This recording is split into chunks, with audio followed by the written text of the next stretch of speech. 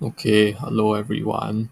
So today we'll be talking about bonds, specifically coupon bonds, and how to calculate its yield to maturity. So consider a bond with face value M, coupon C, and it lasts for time T with interest rate in the country at I. So the bond would pay the coupon C time 1, 2, and all the time periods until time T, where it will pay the coupon plus the face value of the bond. So that is the payments in terms of the physical money that's being transferred. But we also have to look at the present value payments, which is discounted by the interest rate in the country. So if you put 1 over 1 plus I dollars into the bank, the next year you would get $1 back. So the present value of $1 1 year in the future would be 1 over 1 plus I, and that's why it has to be discounted in that way. So you add up all the present value payments and you would get this formula for the present value of the bond. So sum up all the present value coupon payments plus the money you get at the end, which reflects the face value of the bond. Okay, so yield to maturity is the opposite of that.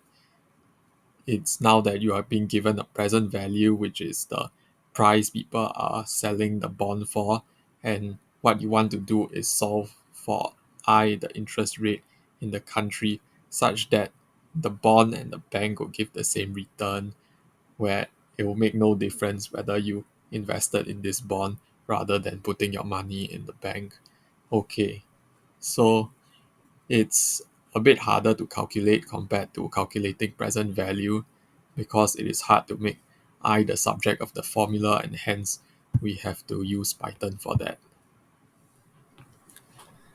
To calculate the yield to maturity, we have to start off with defining the present value of the coupon bond, taking in inputs M, C, I, and T.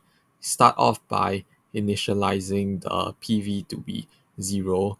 And what I did was I used the for loop from time 1 to time T minus 1 to add all the coupon payments. And then after that, I added on the final coupon payment at time T plus the face value that gets paid at time T and return that value of PV. So now we can go to calculating the yield to maturity, taking in inputs PV, MC, and T. So what I did was bisection search. So it starts off with a guess, and then what happens is by moving the upper and lower bounds, depending on whether the PV is too high or too low, we manage to half the range of possible values that I can take until the error is small enough such that it is acceptable and the while loop breaks, and what we get is the estimated value of I. So the most important thing for this to note is the inverse relationship between I and PV, because if the gas PV is low, the gas I would actually be high.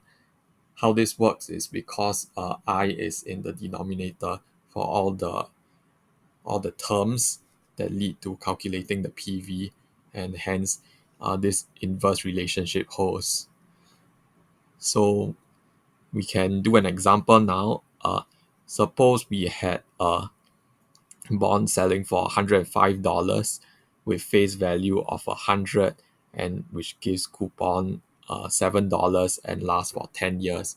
So if I run this, you can see that what the yield to maturity is 6.31%.